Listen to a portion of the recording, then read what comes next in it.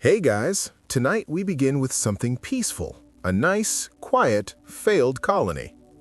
Dim your screen, find your coziest blanket, and settle in for a story about ambition, mismanagement, and a group of people who were perhaps a little too confident in their ability to not immediately starve in a new world. Our story starts not in the forests of Virginia, but in the boardrooms of London. It's the early 1600s, and England feels it's running a bit behind in the great game of empire. Spain has its mountains of silver, and France is doing whatever it is France does.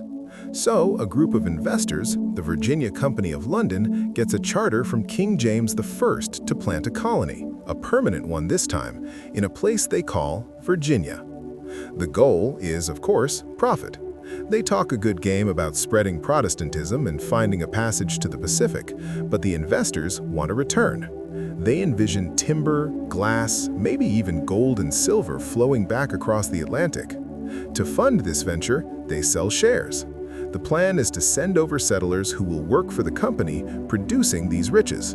In essence, it's a corporate startup, and the venture capital is expecting dividends written in sassafras and dreams.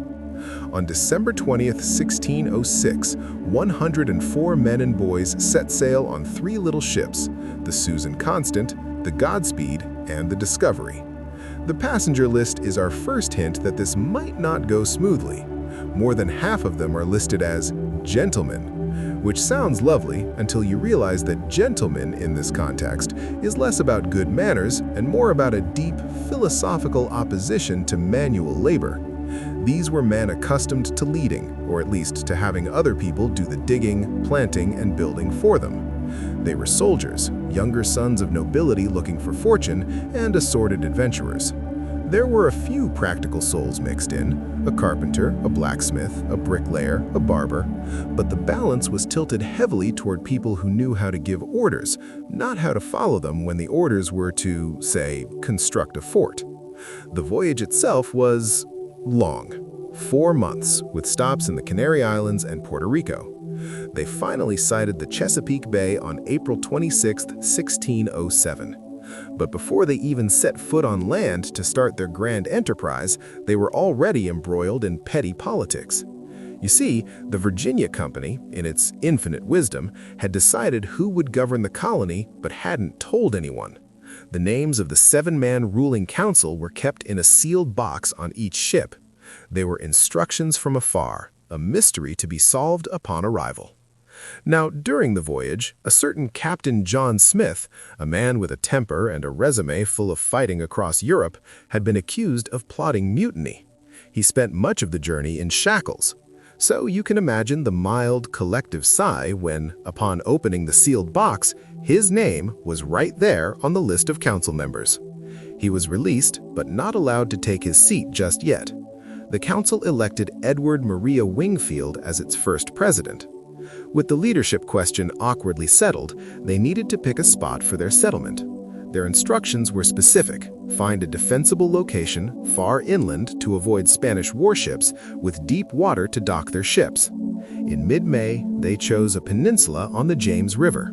It was connected to the mainland by a narrow, marshy neck of land, almost an island. It met the technical requirements.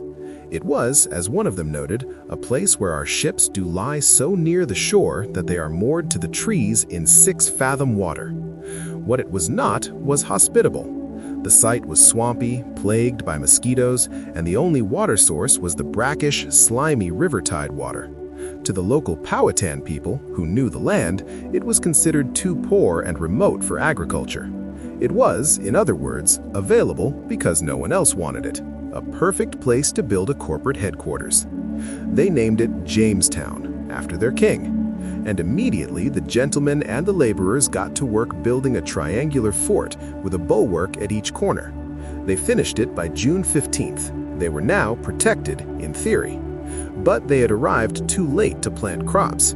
And they had arrived at the beginning of what tree rings would later reveal was the worst drought the region had seen in nearly 800 years, a 7-year drought starting right in 1606. The timing, as they say, was impeccable. Relations with the Powhatan, a powerful confederacy of tribes led by Chief Powhatan, were a confusing mix of trade and violence from the very start. Just weeks after landing, they were attacked, but there was also cautious exchange. The English needed food, and the Powhatan had corn. They traded metal tools, glass beads, and copper for it. Captain John Smith, freed from his political restraints, proved oddly adept at this. He could be forceful, even threatening, but he came back with food. Then, the dying began. It started in the summer. George Percy, one of the gentlemen, kept a list. People died of the bloody flicks, dysentery, of the swelling, likely caused by the salty river water, of fevers. By August, the seasoned Captain Bartholomew Gosnold, one of the more capable leaders, was dead and buried outside the fort. By September, half of the original settlers were gone. The fort, which was supposed to protect them from Spanish cannon fire, offered no defense against the environment they had chosen. In December, with food scarce and leadership floundering, John Smith led a small expedition up the Chickahominy River to trade or forage. It went poorly. His party was ambushed by a hunting group led by Opechancanough, Chief Powhatan's brother. Smith's companions were killed, and he was captured. He was taken to the chief's capital, Wirowocomoco. Smith would later write a dramatic tale of how the chief's young daughter, Pocahontas, rushed to save him from execution. Most historians now think this was likely a ritual, a symbolic adoption into the tribe, if it happened at all. A performance of power and alliance, misunderstood by a terrified Englishman. Regardless, Smith returned to Jamestown in January 1608 to find only 38 of the original 104 settlers still alive. He was promptly blamed for the deaths of his men and sentenced to hang. His luck, however, held. At the exact moment of his scheduled execution, sails appeared on the river. The first resupply mission from England had arrived. It brought about 100 new settlers and fresh provisions. It also brought the first 2 English women to Jamestown, a Mrs. Thomas Forrest and her maid, Anne Burris. The company was sending reinforcements, but it was also sending more mouths to feed. The reprieve was brief. Within days of the new arrivals, a fire broke out and burned the thatched-roofed fort, along with the storehouse of provisions and ammunition, nearly to the ground. They had to start over, rebuilding through the winter. Smith, his life spared again, rose in the chaotic power structure. By September 1608, he was president of the council. He famously declared a new policy, one born of sheer frustration with the idle gentleman: "He that will not work shall not eat." It was a sensible, survivalist edict, and it made him many enemies among those who felt manual labor was beneath them. Back in London, the investors were getting nervous. Their grand enterprise was sending back tales of death and fire, not gold and silver. They demanded results, commodities, a lump of gold, information about the Pacific Ocean. Smith, in response, sent back a blunt message. "Stop sending us gentlemen and goldsmiths," he essentially said. "Send us farmers, fishermen, and builders, people who know which end of a shovel to hold." The Virginia Company heard him, or at least part of him. In 1609, they organized the largest resupply effort yet, the Third Supply. 9 ships carrying perhaps 500 new settlers, along with livestock and a year's worth of supplies. This was to be the mission that finally put Jamestown on solid footing. They even had a brand new flagship, the Sea Venture, carrying the colony's new leadership, including the newly appointed governor, Sir Thomas Gates. It set sail in June, and in late July, the fleet ran into a hurricane, a storm so violent it scattered and battered the ships. The Sea Venture, carrying the governor and all the plans for the colony's future, was separated from the others. It fought the storm for 3 days before its captain deliberately drove it onto the reefs of Bermuda to keep it from sinking. The passengers and crew survived, but they were stranded. They would spend the next 9 months on Bermuda, building 2 new smaller ships from the wreckage and local timber. They named these ships Deliverance and Patience. The names were hopeful, a quiet plea. Back in Jamestown, the other ships of the Third Supply limped in during the fall of 1609. They brought hundreds of new, hungry settlers, but not the leadership and the bulk of the supplies. They also brought the news that the governor and the flagship were lost. It was a devastating blow. To make matters infinitely worse, John Smith, the domineering but effective leader, was severely injured in a gunpowder explosion. He was forced to return to England in October 1609. The two figures who had provided what little structure and food security the colony had, Smith through his forceful trading and the promised Governor Gates, were both gone. The Powhatan, observing this influx of weak, disorganized newcomers and the departure of their main negotiator, saw an opportunity. They decided to cut off trade. They laid siege to the fort, not with a massive army, but with a simple, effective strategy. They prevented the English from leaving to hunt or forage. If the settlers stepped outside the palisade walls, they were killed. So as the winter of 1609 set in, roughly 300 settlers were trapped inside Jamestown. Their food stores, never adequate, vanished. The drought meant the Powhatan had little surplus to trade, even if they were willing. The river water was undrinkable. The settlement was leaderless, and outside the walls, the forest was full of silent, watchful eyes. This was the beginning of the period that would earn its own capital letters in the history books, the starving time. And inside the fort, as the food ran out, people began to look at their surroundings and at each other with a new kind of desperation. The rules of civilization, it turns out, are a very thin veneer, a veneer that can be peeled away by simple, gnawing hunger. Let's just float over to that quiet, horrific winter and see what happens when a corporate colonization project runs out of rations. Let's just settle into this bleak winter of 1609-1610. Picture the scene, a small triangular fort on a swampy peninsula. Inside, about 300 people. The last of the food is gone. The river is too salty. The forest around them, which should be a source of game and foraging, is a death trap. The Powhatan have them in a loose but effective siege. Step outside the palisade walls for firewood or to try your luck at the river, and an arrow will find you. It's a quiet, encircling pressure. The weather turns cold. The trees are bare. George Percy, who became president after Smith's departure, wrote the account. He describes a slow descent. First, they ate the horses, then the dogs, the cats, the rats, and the mice. They scraped the starch from their shirt collars for sustenance. They dug up graves to eat the corpses of their own dead. This is the part where the historical record gets very quiet and very specific. Percy notes that one man murdered his pregnant wife, ripped the child out of her womb and threw it into the river, then chopped the mother in pieces and salted her for his food. When the council found out, they had the man burned at the stake, which feels like a somewhat redundant punishment under the circumstances, but one must uphold principles. By the spring of 1610, when a longboat from Bermuda finally reached the shore, only 60 skeletal survivors remained. They were described as looking like animated skeletons, living in a fort that was little more than a charred, stinking ruin. They had been ready to abandon the place, to pile into their few remaining boats and sail for Newfoundland, a desperate, almost certainly fatal plan. And then the sails appeared, not from England, but from Bermuda. The survivors of the Sea Venture wreck, having built their two small ships, had finally made it to the Chesapeake. Governor Sir Thomas Gates stepped ashore into what can only be described as a post-apocalyptic tableau. He saw the emaciated colonists, the ruined fort, the evidence of what had happened. His reaction was swift and logical. This experiment was over. Jamestown was a failure. He ordered everyone, all 60 survivors, onto the ships.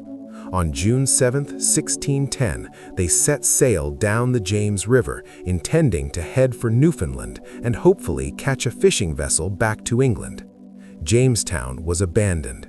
The first permanent English settlement in America had a run of just under 3 years. And here we get one of history's most perfectly timed ironic arrivals. As Gates' little fleet floated downriver, a longboat from a much larger ship approached them. It carried an English officer with a message. A new governor, sent from London with a massive resupply fleet, had just arrived at the mouth of the James. He ordered them to turn around, go back, start again. That new governor was Thomas West, Baron de la Warr. He brought 3 ships, 150 new colonists, and a massive amount of supplies. The fleeing settlers, a mix of despair and bewildered relief, turned their ships around and followed him back to the ash and bones of Jamestown. Lord de la Warr, a man with a suitably grim name for the task, was a disciplinarian. He immediately instituted a regime of military rule: work or be shot. He rebuilt the fort, and he sent out aggressive, punitive raids against the Powhatan to seize their food and break the siege. The colony, which had just been on the brink of extinction, was revived through sheer, brutal force and a fresh infusion of supplies from London. This pattern would define the next few years. The Virginia Company kept sending ships, what they called magazines, with more settlers. The colony's survival became a grim numbers game. Hundreds would die from disease, malnutrition, or skirmishes.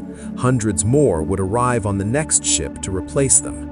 It was a human conveyor belt of suffering, all financed by optimistic London investors.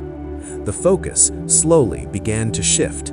The dream of instant gold was dead. The search for a passage to the Pacific was fading. The colony needed a cash crop, something it could produce and ship back to turn a profit. They tried glassmaking, silk, pitch, potash. All failed or were insignificant.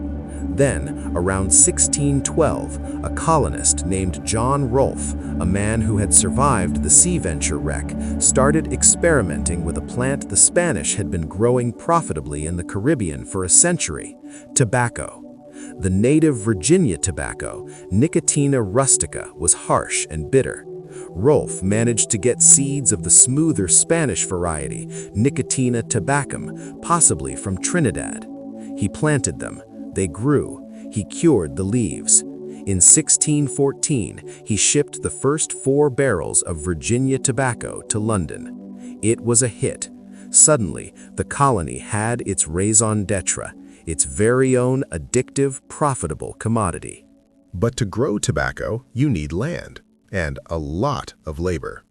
The land was taken, gradually and forcefully, from the Powhatan. The labor question was trickier. The gentlemen weren't going to do it. Indentured servitude became the model. Young men and women from England would sign a contract, or indenture, binding them to work for a master in Virginia for a set term, usually 4 to 7 years. In exchange, they got passage across the Atlantic and, upon completion of their term, their freedom dues, a small parcel of land, some tools, maybe some seed. It was a brutal life, hard labor, high mortality rates, but it offered a flicker of future ownership, a chance at being a landowner, which was an impossible dream back in England.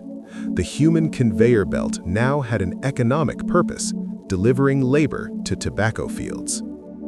Amidst this grim economic calculus, a peculiar personal drama unfolded, one that would be marketed as a fairy tale for centuries. Remember Pocahontas, the daughter of Chief Powhatan? By 1613, she was a young woman living with the Potawatomi tribe, who were sometimes allied with, sometimes at odds with, her father's confederacy. An English captain, Samuel Argall, saw an opportunity. He conspired with the Potawatomi to lure Pocahontas onto his ship and took her prisoner.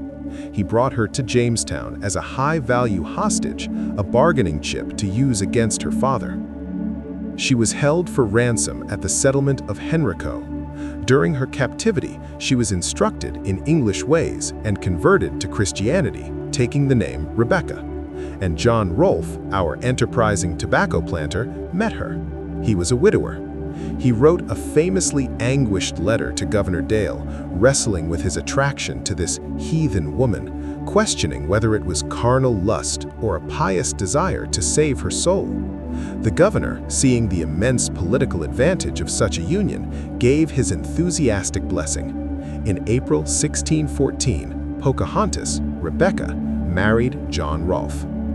It was the first recorded interracial marriage in English North America, and for a time, it worked. It brought a tense, fragile peace with Chief Powhatan. The Peace of Pocahontas lasted for several years. In 1616, the Rolfes, along with their infant son Thomas and a group of Powhatan men and women, were brought to London by the Virginia Company as a publicity stunt. They were living proof that the colony was a success, that it could civilize the natives, that it was a land of opportunity and harmony. Pocahontas was presented at court, met King James I, and was the toast of the town. She was, in modern terms, the colony's first PR ambassador. The trip, however, was a death sentence.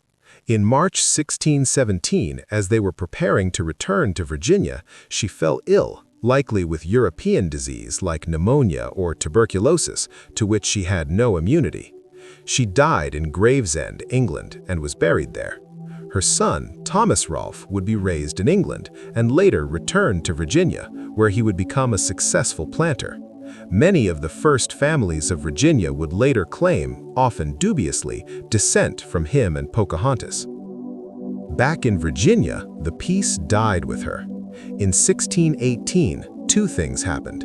Chief Powhatan died, and his more militant brother, Opechancanough, took de facto control. And a new governor arrived with instructions to implement a revolutionary new idea: private land ownership. Up until this point, all land and produce belonged to the Virginia Company. Everyone worked for the common store. The no work, no food policy was a symptom of this communal system, which bred resentment and laziness in equal measure. The new governor, Sir George Yeardley, was instructed to establish a General Assembly and to initiate the headright system. For every person whose passage to Virginia you paid, you received 50 acres of land. If you paid your own way, you got 50 acres for yourself. The effect was electric. Suddenly, there was a direct incentive. Work your own land, grow your own tobacco, keep the profits. The colony shifted overnight from a failing corporate commune to a society of aspiring individualistic landowners. The population, while still suffering horrific mortality, began to grow more steadily. Plantations began to spread out along the rivers, seeking the best tobacco soil. And in 1619, 3 ships arrived in Virginia that would etch that year into history for reasons far beyond tobacco. One was the Treasurer, which, along with a Dutch man of war, sold about 20 and odd Negroes to the colonists. These were the first recorded Africans in British North America. Their status was ambiguous. Some historical records suggest they were treated similarly to indentured servants, with some eventually gaining freedom. But they arrived as captives, not as willing indentures, and this transaction planted the seed of a system that would later calcify into hereditary, race-based chattel slavery. The second notable arrival was a ship carrying about 90 young women. They had been recruited by the Virginia Company as wives for the planters. A planter would pay 120 pounds of tobacco to the company to cover the cost of a woman's passage, and she would marry him. It was a crude but practical effort to create a stable, reproducing society, to turn a frontier outpost of men into a colony of families. The third event was the summonsing of the First General Assembly, the House of Burgesses. On July 30, 1619, 22 burgesses elected from various settlements met with the governor and his council in the choir of the Jamestown Church. They passed a few laws about tobacco prices and dealing with idlers. It was a modest beginning, but it was the first representative legislative assembly in English America. A tiny, smoky room where a handful of property-owning men argued about taxes and morals. The corporate colony was giving way to something else, a society with a vested, propertied interest in its own survival. Of course, this society was built on a powder keg. The relentless expansion of tobacco plantations meant relentless pressure on Powhatan land. Opechancanough had been watching, biding his time as the English multiplied and spread like a slow-moving flood across the rivers. The peace, maintained by his brother and symbolized by Pocahontas, was a memory. The English were no longer a small, struggling band in a fort. They were a growing, land-hungry population, and Opechancanough decided it was time to cut them down, all at once. He planned with a patience and secrecy that was breathtaking. For years, his people continued to trade with the English, even visiting their homes, learning their routines, lulling them into a false sense of security. The English, for their part, grew complacent. They believed their own superiority was evident, their God was on their side, and the savages were cowed. They were so confident that on the morning of March 22, 1622, they allowed Powhatan men into their homes, to sit at their tables, to borrow their tools. Then, at a prearranged time, all across the Virginia colony, the visitors turned on their hosts. They used the Englishmen's own axes and hoes to kill them. It was a coordinated, devastating attack. In one morning, roughly a quarter of the colony's population, 347 men, women, and children were killed. Some of the most gruesome scenes were at the plantations farthest from Jamestown, where families were isolated and helpless. Jamestown itself was saved only by a last-minute warning from a young Powhatan convert named Chonko, who lived with an Englishman named Richard Pace. Pace rowed across the river to Jamestown to alert the governor just in time to shut the gates. The settlement was spared direct assault, but the outlying plantations were shattered. The English reaction was one of apocalyptic fury and a profound sense of betrayal. Any notion of coexistence or conversion was abandoned. Governor Francis Wyatt declared a perpetual war which will exceed the forces of the Spaniards against the Indians in cruelty and oppression. The policy became one of total war, the deliberate destruction of Powhatan crops, villages, and people season after season. The goal was no longer trade or even land, but extermination. The 1622 massacre, as the English called it, was the death knell for the Virginia Company. The investors in London were horrified. The massacre proved the colony was not secure, was not profitable, and was a bleeding wound of bad publicity. A royal investigation was launched. In 1624, King James I revoked the Virginia Company's charter. Virginia became a royal colony, directly under the control of the Crown. The corporate experiment, begun with such high hopes and sealed boxes, ended in bankruptcy and bloodshed. But the colony itself did not die. It had moved beyond the point where it depended on a company or even a specific location. The tobacco economy, the headright system, the private ownership of land, these were roots too deep to pull up. Jamestown, the fortified corporate outpost, was fading. Virginia, the tobacco plantation colony, was being born, on land taken by force, worked initially by indentured servants and soon by enslaved Africans, and governed by a local elite of planters who met in assembly.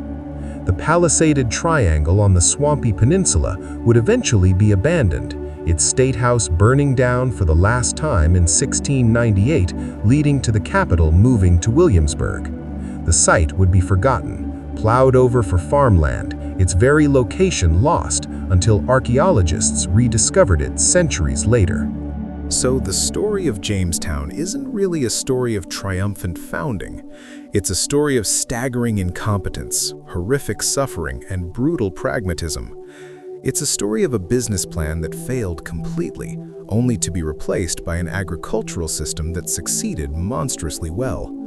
It's about people who came seeking one kind of fortune, gold, glory, instant wealth, and instead built a society on a different, darker kind of commodity. They didn't find the city of gold. They built something arguably more durable and far more ambiguous, the first enduring English footprint in America. A footprint stained with the mud of the James River and shaped from its very first starving winter by a desperate will to survive at any cost. The immediate aftermath of the 1622 massacre wasn't a period of reflection, but of a slow, grinding vengeance. The English, having retreated to a handful of fortified settlements, abandoned their policy of living alongside the Powhatan. Governor Francis Wyatt's declaration of a war which will exceed the forces of the Spaniards wasn't just rhetoric, it was a blueprint. The seasonal military campaigns became less about defeating a military force and more about eradicating a way of life. English soldiers would raid villages, often when the men were away hunting. They would burn the longhouses, destroy the carefully stored corn caches, and trample the growing crops in the fields. They would take captives, sometimes killing them, sometimes using them as guides or leverage. The goal was simple: induce famine. They targeted the Powhatan's food security, knowing that without their corn, beans, and squash, the people would scatter, starve, or be forced into submission. It was a form of total war that the Powhatan Confederacy, a coalition of tribes without a standing army or the concept of scorched earth warfare against civilians, was ill-prepared to withstand. Within a few years, the powerful confederacy that had once dominated the Tidewater region was broken. Opechancanough remained at large, a symbol of resistance, but his power was drastically reduced. The English population, fueled by the relentless headright system and the tobacco boom, began to swell again, pushing further and further up the rivers, claiming land that was now, in their view, emptied and available. This expansion was the true legacy of the massacre. It ended any lingering fantasy of a partnership or a shared territory. It cemented in the English mind a narrative of inherent treachery and justified extermination. And it cleared the land, quite literally, for the economic engine that would define Virginia for the next 2 centuries, the tobacco plantation. Now, the character of the colony changed in a way that would have been unrecognizable to the gentlemen and laborers of 1607. Jamestown itself, the original fortified triangle, began its long fade into irrelevance. It was a terrible location for a commercial hub. It was swampy, had limited space, and was situated on a minor river. As plantations spread out along the James, York, Rappahannock, and Potomac rivers, the political and economic gravity shifted away from the old fort. The action was now at the private wharves of the planters, where barrels of tobacco were loaded directly onto ships bound for London. This created a new social class, the planter elite. These were men who had survived or arrived after the worst years and, through luck, ruthlessness, and the headright system, amassed large tracts of land. They built manor houses they called plantations, a word that simply meant a planted settlement but would come to have a much heavier meaning. They were their own little kingdoms. They commanded labor, they traded directly with London merchants, and they began to see themselves not as company employees or even mere subjects of the king, but as a landed gentry, a natural aristocracy in the New World. The labor to work this land remained a critical and messy problem. Indentured servitude was the primary model for most of the 1600s, but it was a volatile system. Servants, mostly young men from England's lower classes, endured brutal conditions for years with the promise of land at the end. But by the 1660s and 70s, a problem emerged. The best land along the rivers was already owned by the established elite. When freed servants finished their terms, they found themselves pushed to the frontier, to poorer, more dangerous land on the edge of English control, where conflicts with remaining Native American tribes were constant. They were poor, disenfranchised, and angry, a combustible social element. This tension exploded in 1676 in an event known as Bacon's Rebellion. It's a tangled, sordid affair that perfectly illustrates the new divisions in Virginia society. The governor was Sir William Berkeley, an old-school royalist who had been governor on and off for decades. He presided over a cozy, corrupt clique of wealthy planters on the governor's council. Their priority was maintaining a peaceful, profitable trade with surviving native tribes, even if it meant ignoring attacks on frontier settlements by those same tribes. Enter Nathaniel Bacon. He was young, wealthy, newly arrived, and brimming with ambition. He owned a frontier plantation and, like his neighbors, was furious with Berkeley's inaction. When a series of skirmishes on the frontier erupted, Bacon demanded a commission to lead a militia against the natives. Berkeley refused, fearing a wider war that would disrupt his lucrative trade networks. So Bacon did what any self-respecting, entitled aristocrat would do. He raised his own army anyway. He rallied the frustrated frontier planters and, significantly, promised freedom to any indentured servant and enslaved African who would join him. His movement quickly became a populist revolt against the Berkeley oligarchy.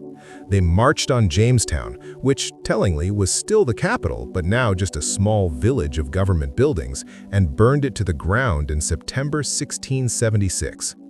Berkeley fled across the Chesapeake Bay. For a few months, Bacon ruled Virginia. But then, in a twist of perfect historical irony, Bacon died suddenly of dysentery, the bloody flux that had killed so many of the first colonists. Without his charisma, the rebellion collapsed. Berkeley returned and executed 23 of the rebels, hanging them with a vindictive zeal that even King Charles II in London found distasteful. "That old fool has hanged more men in that naked country than I have done for the murder of my father," the king reportedly said. Bacon's rebellion was a watershed. It terrified the planter elite. They had seen an alliance of poor whites and black slaves, indentured and free, rise up and nearly topple them. The solution they gradually turned to was to drive a permanent legal wedge between those two groups. Over the following decades, Virginia's assembly passed a series of laws that systematically degraded the status of Africans and their descendants. Where the legal status of the first 20 and odd Negroes was ambiguous, it now became crystal clear and hereditary. Slavery became defined by race and for life. At the same time, laws were created to elevate poor whites, even if just symbolically. They were given certain rights and privileges denied to enslaved Africans. The purpose was to make the lowest white man feel he had a stake in the racial hierarchy, that he was superior to someone, and thus align his interests with the wealthy planters against the enslaved population. The system of racial slavery that would define the American South was, in many ways, forged in the aftermath of Bacon's rebellion as a direct response to the fear of a united underclass. And what of Jamestown through all this? It became a backwater. After Bacon burned it, it was rebuilt, but its fate was sealed. It was prone to flooding, its state house was notoriously damp and unstable, and it was simply in the wrong place.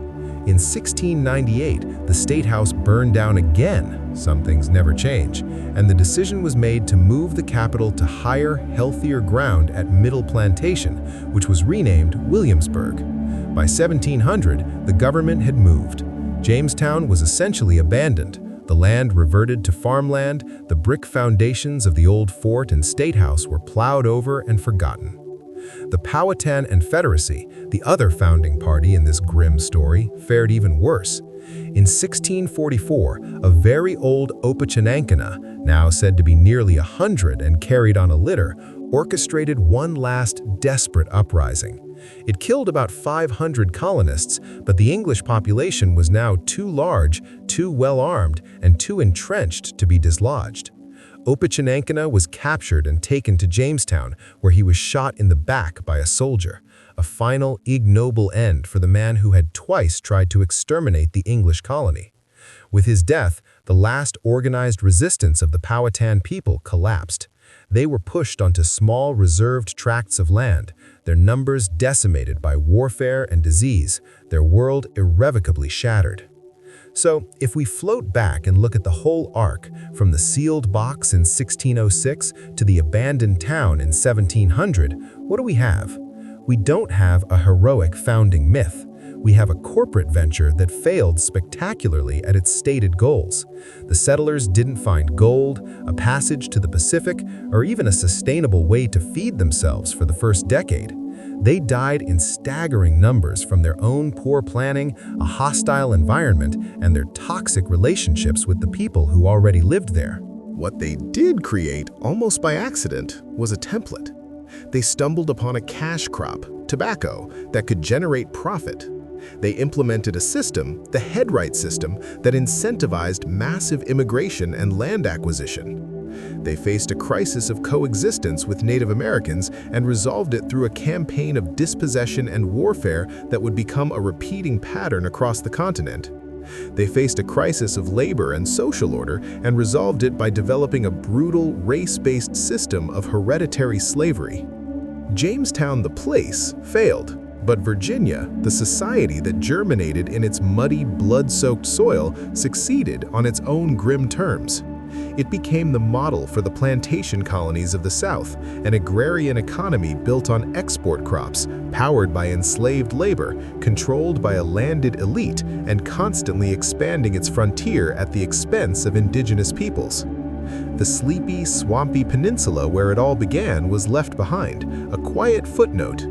The gentleman who refused to work, the starved settlers of the time, John Smith's bluster, Pocahontas's tragic voyage, Opechancanoug's calculated strikes, all of it faded into the land itself. The fort rotted, the bricks sank into the marsh, and the James River kept flowing past, as if the whole desperate, tragic, foundational struggle had been just a fleeting disturbance on its banks. It wasn't an inspiring beginning. It was a messy, cruel, pragmatic one. And in that, perhaps, it was a more honest reflection of the colonial project that would follow than any shining city on a hill ever could be. Now that the actors have left the stage, the gentlemen to their graves, the planters to their upriver mansions, the Powhatan to their diminished reservations, we're left with the quietest part of the story, the part where the land itself swallows the evidence. Jamestown didn't have a dramatic, cinematic end. It just stopped mattering. After the capital moved to Williamsburg in 1699, the island, for that is what it essentially was, reverted to farmland. The Travis family owned it for generations, plowing the fields and grazing livestock over the exact spot where the triangular fort once stood.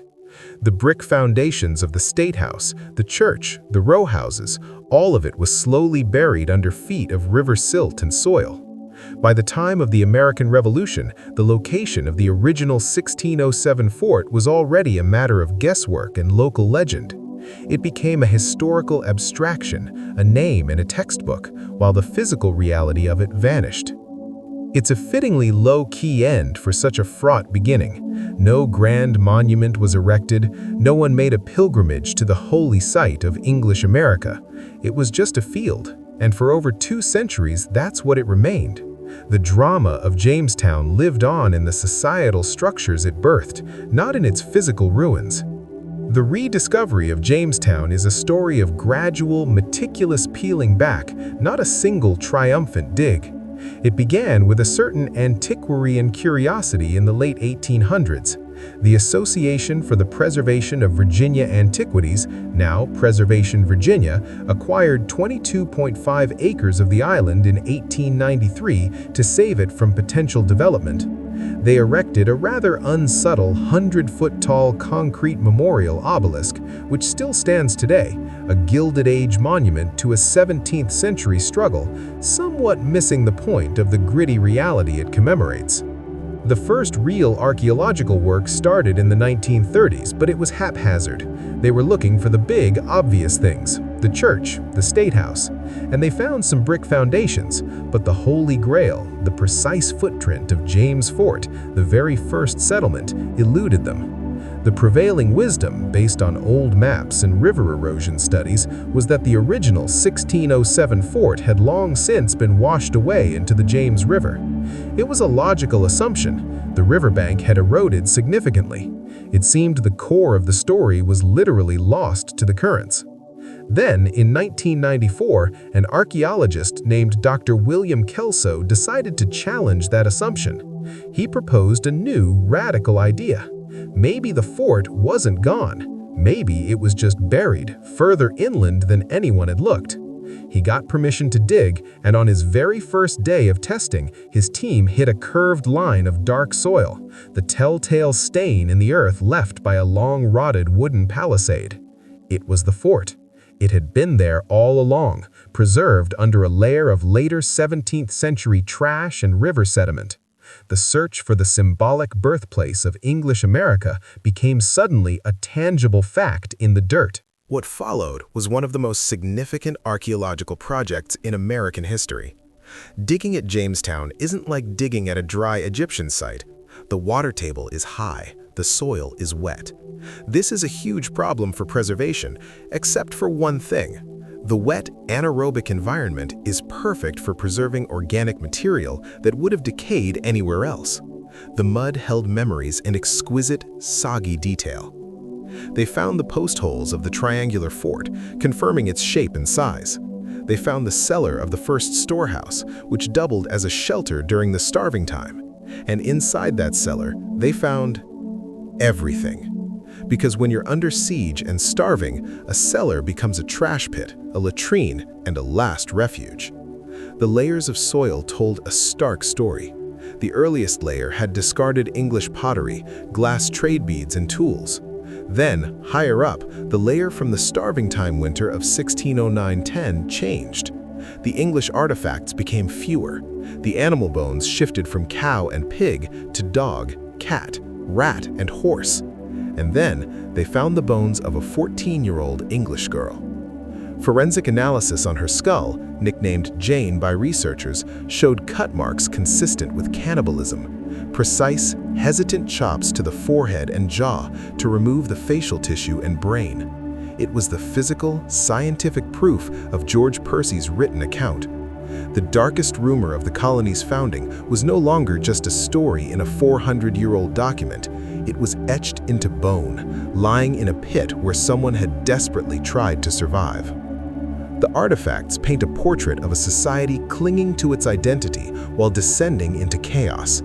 They found finely crafted pieces of armor and weaponry belonging to the gentleman. They found the tools of the craftsman, a blacksmith's forge, a glassmaker's crucible fragments. They found countless clay tobacco pipes, some with their stems bitten through in stress. And they found evidence of the complex, often violent relationship with the Powhatan. There are arrowheads made of English glass and copper, showing how the Powhatan adapted new materials. There are pieces of native pottery inside the fort, evidence of trade or perhaps captives.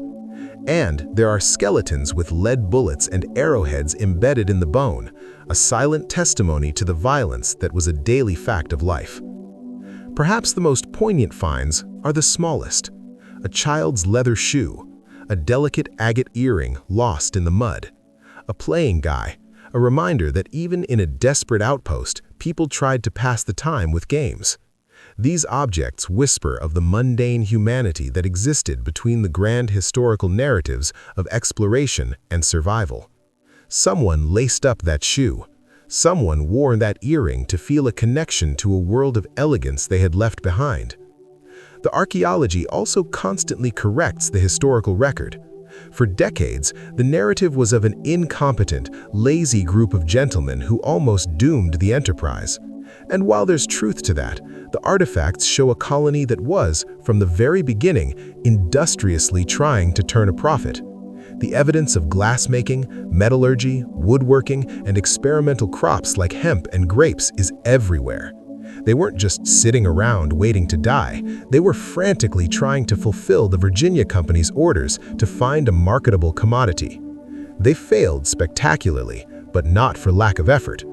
Their problem was that their corporate-mandated projects were economically foolish, while the thing that actually saved them, tobacco, was a private experiment they initially undertook, almost in secret.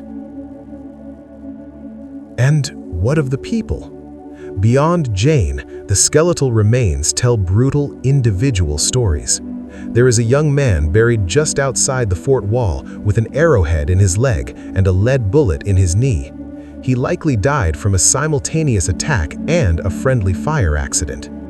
There is evidence of malnutrition, of high levels of stress, of hard labor.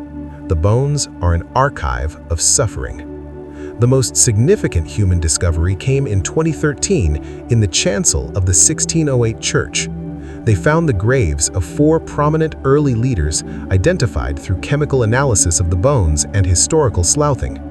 One was Captain Bartholomew Gosnold, the co-captain of the initial voyage and a key figure, who died in August 1607. Another was Reverend Robert Hunt, the first Anglican minister who held the colony together through spiritual counsel during its darkest months. And two were knights, Sir Ferdinando Wenman and Captain William West, both relatives of Lord de la Warr. Their burial in such a sacred spot speaks to their high status. Finding Gosnold was particularly poignant, as he was one of the prime movers of the expedition, a seasoned explorer who didn't live to see even the first failed year through. The ongoing work at Jamestown is a process of quiet reconciliation between the myth and the reality. The myth, perpetuated for centuries, was of a heroic, divinely ordained founding. The reality, whispered by the broken pipes, the butchered bones, and the lead bullets, is one of calamitous error, desperate adaptation, and profound tragedy for all involved. Today, you can visit historic Jamestown. You can stand on the wooden walkway over the excavated fort site and look into the open cellars. You can see the ancient church tower, the one 17th century structure that still stands above ground. It's a peaceful, windy place. The obelisk looms on one side, a 19th century idea of memory. The archaeological pits lie open on the other, a 21st century conversation with the past. The river still laps at the shore, though now a seawall protects the site from further erosion. It doesn't feel triumphant. It feels contemplative and a little sad. You are standing on the spot where a specific, terrible winter happened, where a teenage girl was dismembered, where gentlemen argued while men dug graves, where the seeds of a system of racial slavery were first planted in English soil, and also where a pipe was smoked, a game was played, a prayer was whispered. It is the site of a colossal failure that paradoxically led to a permanent presence. The real legacy of Jamestown isn't a flag planted in the name of a king. It's the blueprint it accidentally created. A society that solved its economic problem with an addictive crop, its labor problem with racialized servitude, and its land problem with dispossession. It was messy, cruel, pragmatic, and enduring. And then, having served its purpose, the spot where it all started was covered over by dirt and forgotten, as if the land itself was trying to heal from the wound. The story we tell ourselves about origins is rarely the whole story. Sometimes, the whole story is waiting just beneath the surface, in the dark, preserved mud, asking only that we look. In the quiet that follows the archaeologist's trowels, after the last artifact is cataloged and the last bone analyzed, a different kind of residue remains. Not in the soil, but in the stories we tell, in our collective DNA, and in the very heavy weight we place on a single, unimpressive piece of land. Jamestown, the failed corporate outpost, has been dead for over 3 centuries. But Jamestown, the idea, is a ghost that has never stopped walking, constantly being reshaped to haunt the present. First, there are the literal ghosts, or at least the stories of them. Given its history of starvation, violence, and despair, it's perhaps the most ghost-friendly site in America. The local lore is rich. Visitors and staff at historic Jamestown have reported feelings of being watched, of sudden cold spots in the church tower, of hearing whispers near the fort site. There's a tale of a spectral figure, sometimes identified as Captain John Smith, seen walking the riverbank at dawn. Another story tells of a ghost of a young girl, perhaps Jane, weeping near the spot where her remains were found. Whether one believes in such things or not, the persistence of the ghost stories is a kind of folklore, an unconscious acknowledgement that what happened here was traumatic enough to imprint itself on the atmosphere, at least in the human imagination. It's as if the land itself has a nervous memory. But the more substantial hauntings are historical and political. For most of American history, Jamestown was an awkward origin story, overshadowed by the Puritan narrative of Plymouth Rock, 1620. The Pilgrims had a better PR package. They came for religious freedom. They signed a compact about self-government. They had a harmonious feast with the natives. Jamestown, by contrast, was a story of greed, failure, and brutality. It didn't fit the emerging national myth of a city upon a hill. So, for centuries, it was downplayed. When Americans thought of firsts, they thought of the Mayflower. That changed around the 300th anniversary in 1907. America was a rising imperial power, feeling confident and muscular. Suddenly, the Jamestown narrative of bold adventure, martial struggle, and the triumph of English civilization over a wilderness became more appealing. The 1907 Jamestown Exposition was a massive World's Fair celebrating progress and empire. It was here that the story was actively repackaged. John Smith became a swashbuckling hero. Pocahontas became a romantic Indian princess saving white civilization. The starving time and the cannibalism were glossed over. This was the era that gave us the statue of Pocahontas in Jamestown, and later, the 1995 Disney film, a far cry from the captured hostage who married for complex political reasons and died far from home. This sanitized Jamestown was useful. It provided an older, English, and more nationalistic founding myth than the Puritan one, which could be seen as sectarian and insular. It tied America's origins to the age of exploration and empire, not just to religious descent. The fact that it was also the birthplace of slavery and the template for Indian removal was inconvenient, so that part of the ghost was kept locked in the attic. Then came the 400th anniversary in 2007. The America of 2007 was a more introspective, conflicted nation. The archaeology was now public knowledge. Jane and her story were known. The anniversary couldn't be a simple celebration of triumph. It had to be a commemoration, a more honest and inclusive grappling with a difficult past. Events and exhibits focused on the three cultures, English, Powhatan, and African, and the tragedy that unfolded from their collision. The ghost of the real, brutal Jamestown was let out of the attic. It was a more mature, if less comfortable relationship with the origin point.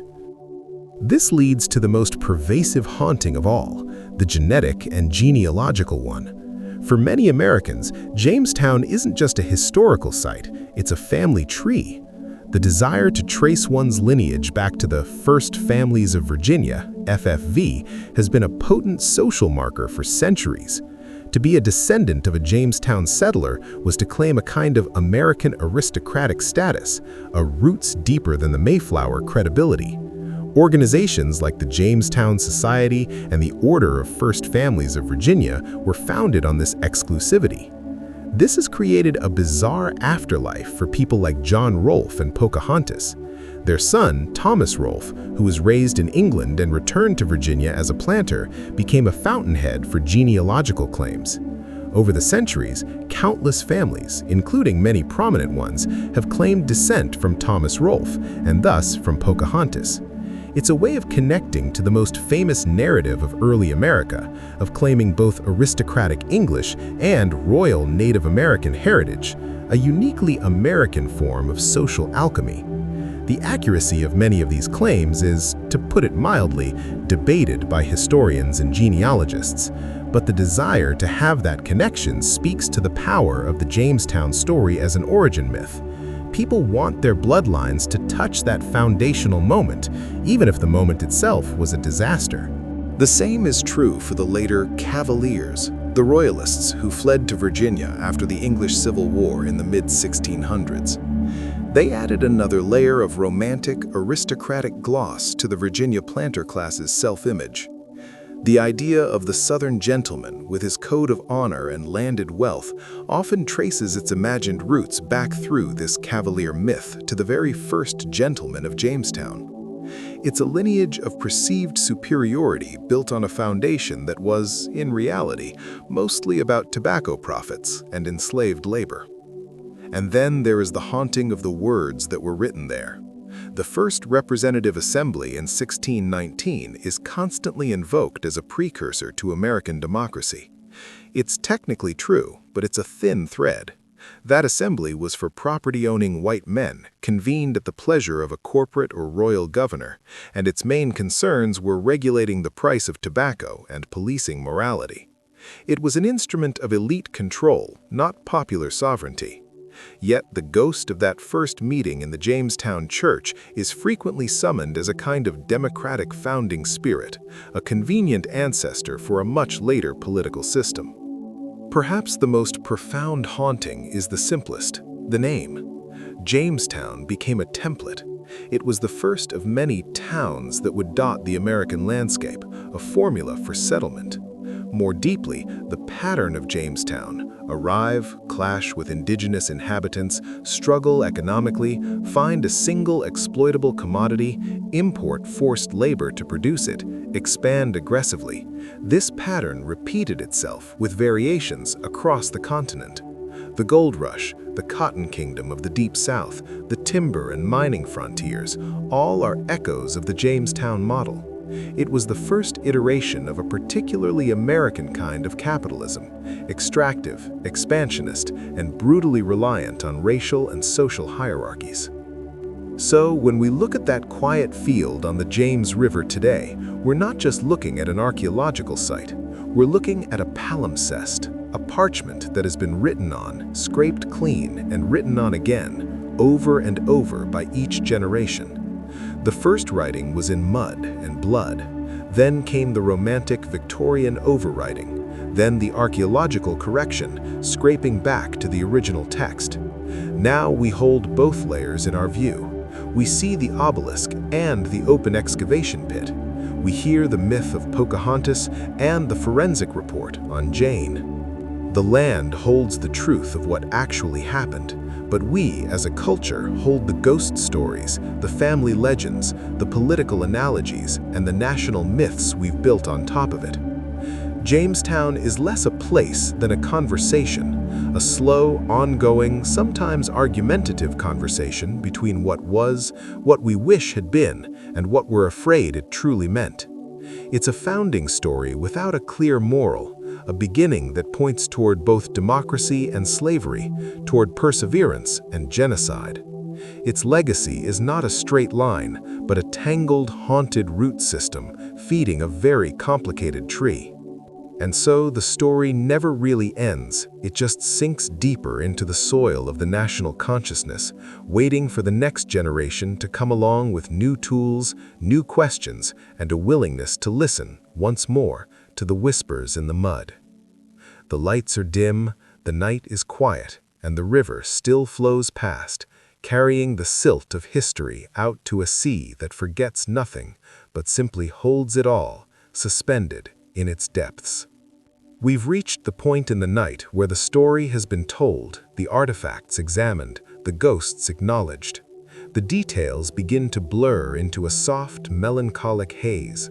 This is the part about legacy, which is really just a polite word for the things we choose to remember and the heavier things we manage to forget. Jamestown's legacy isn't a statue or a document, it's a shape, a particular contour in the American landscape that was molded here first, in the wet clay of the James River bank. Think about what didn't come from Jamestown. It didn't produce a lasting model of successful intercultural coexistence. The Peace of Pocahontas was a brief, pragmatic pause, not a paradigm. It didn't create a stable, equitable economic system for its workers. It created indentured servitude and then pivoted to hereditary racial slavery. It didn't establish a vibrant, self-sustaining urban center. The town itself faded into a field. Its first government was an oligarchical council, its famous assembly a club for landowning men. So what precisely is its legacy? It's the legacy of the template, the blueprint for the hard, pragmatic, and often cruel mechanics of building an English society in a land where others already lived. Jamestown was the first draft, full of strikeouts and bloody marginalia, but the core structure survived. First, the economic model, a single export-focused cash crop. Tobacco was the prototype. It would be cotton in the Deep South, sugar in the Caribbean, timber in the North. The colony existed not to build a perfect society, but to produce a commodity for a distant market. The entire social structure bent to serve that one economic purpose. The land was organized into plantations, not townships. Labor was imported and controlled with ruthless efficiency. Success was measured in hogsheads shipped, not in civic happiness. That extractive, monocultural economic DNA, first coded at Jamestown, replicates throughout the colonial and early American experience. Second, the labor solution. Jamestown tried communal work, and it failed. It tried indentured servitude, and it led to rebellion. The answer it eventually settled upon, over decades and through a series of panicked laws after Bacon's Rebellion, was racial chattel slavery. By making slavery perpetual and heritable based on race, the planter elite solved several problems at once. They secured a permanent, exploitable labor force, and they created a racial caste that divided the poor, preventing future cross-racial uprisings. The legal and social architecture of American slavery was built, brick by terrible brick, in 17th-century Virginia. The first bricks were laid in Jamestown's muddy laws and in the transactional arrival of those 20-and-odd Negroes in 1619. Third, the land ethic. From the moment they chose the peninsula for defensibility rather than sustainability, the English relationship with the land was transactional and strategic. It was a resource to be claimed, cleared, and depleted. The conflict with the Powhatan was, at its heart, a conflict over two incompatible understandings of land. One as a web of reciprocal relationships and use, the other as a commodity to be owned, fenced, and exhausted. The English victory established a precedent. Land was taken by force or coercion, its original inhabitants pushed to the margins. This pattern of displacement, backed by legal concepts like the head right that incentivized endless acquisition, became the engine of continental expansion. The frontier, that constant moving line of conflict, was born on the perimeter of Jamestown's tobacco fields. Fourth, the political habit. The House of Burgesses was not democratic, but it was representative of a certain class. It established a tradition of self-rule among the wealthy propertied elites, expecting a voice in their own governance, particularly when it came to taxes and land. This habit of self-rule among the wealthy planters would, a century and a half later, fuel their resistance to distant authority, this time from London, not the Virginia Company. The American Revolution was, in part, led by the spiritual descendants of the Jamestown planters, men obsessed with land, sensitive about their prerogatives, and deeply committed to protecting the economic system, including slavery, they had built. And then there is the legacy of the story itself, the narrative haunting we discussed. Jamestown forces a confrontation with an uncomfortable truth. The most enduring parts of the American experiment were forged not in idealism, but in failure and brutal pragmatism. The Pilgrims at Plymouth gave us a myth of principled arrival. Jamestown gives us the reality of desperate adaptation. It reminds us that some of the nation's deepest sins, the genocide of Native Americans, the theft of their land, the horror of racial slavery, are not aberrations or late additions. They are foundational. They are in the original code. This is why Jamestown can never be a purely celebratory site. Visiting it is a contemplative, even sobering experience. You don't leave feeling patriotic fervor. You leave feeling the weight of time and consequence. You stand where a world ended for the Powhatan, and a new, brutal world began for Africans. You stand where the modern United States, for all its later ideals and revolutions, first took its ambiguous, struggling shape. The river, which once brought the ships and carried away the tobacco, is the final, fitting metaphor. History is not a clean stream. It is a river like the James, muddy, carrying silt from upstream.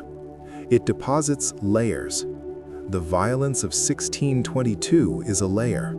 The starving winter is a layer. A pipe smoked in a moment of peace is a layer.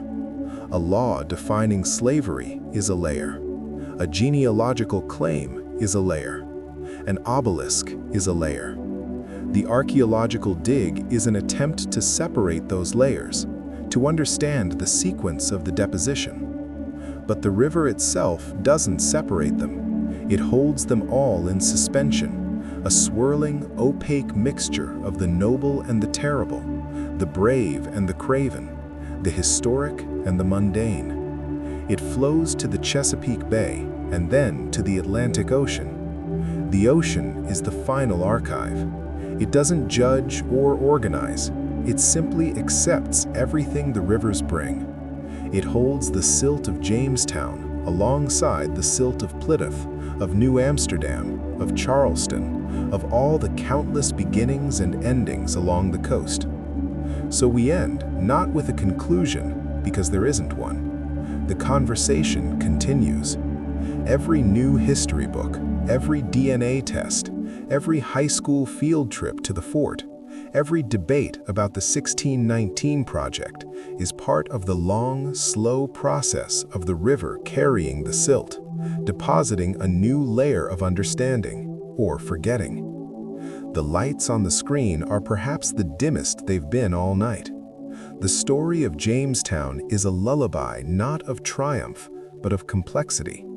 It's the story of how a thing that barely survived its own birth managed to cast such a long, long shadow.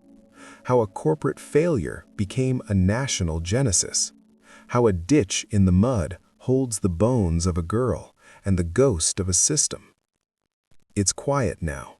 The narrative is spent. All that's left is the faint, imagined sound of water against a shore, and the heavy, fertile silence of a field that remembers everything and says nothing at all. Sleep well. The past is done. Its echoes are just that, echoes. And the river, as always, is flowing. The mind, when properly lulled by the deep rhythms of a long story, begins to wander in its final state. It lets go of dates and names. The specifics, the exact year the church tower was built, the tonnage of tobacco exported in 1628, these details blur and soften at the edges. What remains is not the event, but the residue, the feeling of a place, a kind of ambient knowledge that seeps up from the ground itself, like the morning fog from the James River. We have talked about the facts. We have talked about the ghosts, the legacies, the echoes. But now, in this deepest part of the night, we can talk about the silence that cradles it all. Because Jamestown, in its ultimate fate, offers a strangely comforting postscript. Even the most tumultuous beginnings are eventually quieted by time. The land absorbs the drama. The grass grows over the fort's footprint not to hide it, but simply because that is what grass does. Consider the generations of farmers who plowed that field after 1700. Did they know they were turning the soil that held the bones of the starving time? Perhaps they found a strange pitted button, a fragment of green glass, a rusted nail that seemed too old. They likely pocketed it, wondered for a moment, and then tossed it aside. Their connection was not to history, but to the soil's yield, to the sun and rain on the tobacco plants. For them, Jamestown was not a symbol, it was dirt. And in a way, that is the most honest relationship one can have with the past. It becomes part of the earth that feeds you. The tragedy and the triumph are composted into nutrients for the next crop. This is the final, quiet lesson of the place. All empires, all companies, all grand designs, they are temporary. The Virginia Company is a forgotten ledger in an archive. The gentlemen are names in a parish register. The Powhatan Confederacy is a map in a history book. The urgent, desperate struggles of those people for food, for power, for survival, for meaning, were the entire world to them. and now they are a layer in the soil, a topic for a sleepy monologue. Their passions are as cold as the clay. There's a humility in that. Our own frantic present, with its own crises and certainties, will one day be just another stratum. The land is patient. It receives our buildings, our battles, our garbage, and our bones. It holds them for a while, and then it slowly incorporates them. An archaeological grid is just a momentary interruption in this long, slow process of absorption. So what do we do with a place like Jamestown?